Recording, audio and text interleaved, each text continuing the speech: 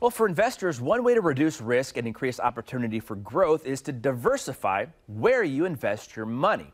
Now, we have in studio today financial advisor Jonathan McCoy to talk about diversification of investments. We often hear about diversification when talking about retirement planning, spreading our money out a little bit. But let's focus on tax diversification today. What is that, and how do we utilize that to kind of ease the impact of having to pay taxes in retirement? Right. So tax diversification is one of the key areas that we focus on for our clients. When they come in for their consultations, a lot of times people are talking about, I've got the vast majority of my retirement savings saved in a 401k. None of that money has had their taxes paid on it. And a lot of the advisory services that we see out there, they focus so much on how do we spread the money around these different asset classes, stocks, bonds, currencies, or whatever it may be. But not so much of a focus on the tax planning piece. So to simplify it, you basically have three tax buckets. You have the pre-tax money like your 401ks and IRAs. You have tax-free money, which sounds great, right? Roth IRAs, obviously there's trade-offs to everything. Beyond Roth IRAs, you also have non-qualified accounts, or what we consider taxable accounts, where you're going to pay taxes on dividends, interest, capital gains, and things. And it's important to have money in all three buckets, so that especially in the event of an emergency, you've got an opportunity to pull from one of all three of those buckets to help minimize your tax burden. Well, let's talk about those 401ks a little bit. When somebody has contributed to that, maybe that's their main source right now, and they're not needing to pull that money out right away as they retire, what would an option be then to move those funds around then for continued growth to utilize that money that's in there? But then what's maybe the tax implication of doing so? Right, so we hear a lot about rollovers, right? That term is thrown around all the time. A 401k rollover to an IRA is one of the primary areas that we start with helping folks.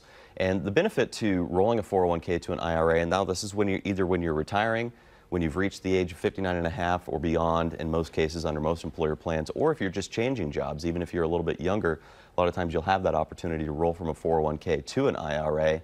That gives you the flexibility to look at things like what we'll talk about with conversions to a Roth IRA. Does it make sense to start paying some taxes on that money? Plus, it expands your options for investment choices beyond just what the employer plan provides within the 401. Let's talk about that conversion as well from just an IRA to a Roth IRA. But first, also, can I roll over my 401k directly to a Roth IRA to try to skip some tax implication, or is that possible? Not necessarily skipping the tax implications, right? So there is no free lunch when Uncle Sam's going to get his money no matter what. Exactly. So the important part is when we're going through this consultation process, we'll do a tax analysis with our CPA team with Market Tax Services, where we're looking through the future to see what's your current tax burden, what is the tax rate you'd pay on that money now versus 5, 10, 15, 20 years down the road. Then we start talking about required minimum distribution. So a direct conversion to a Roth of your 401k can end up very expensive, because if you convert, say, 6 figures worth of money, that's going to look like 6 figures worth of income to the IRS. So that you just have to be careful about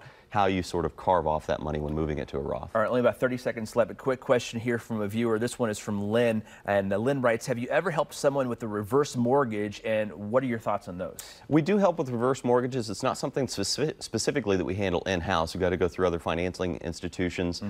I normally look at reverse mortgages as sort of an emergency backup if you need to use the value of your home for some additional income, if that might be one of your only remaining assets. The important part is to try to avoid having to use a reverse mortgage, right? And a lot of people are using those towards the end of their lifespan when maybe you've spent through a lot of that 401k. So you've got to be really careful about jumping on a reverse mortgage. Some of these commercials can be pretty straightforward about how good a reverse mortgage can sound, but as we understand, everything has a trade-off. Yeah, definitely. Well, Jonathan McCoy, thank you for being here today. Very much appreciate it. And to schedule a complimentary consultation and submit your questions, visit askourdvisor.com or call 816-548-2000. We'll take your questions, even meet with you one-on-one free of charge. If you include your address, Market Advisory Group will send you a free gift.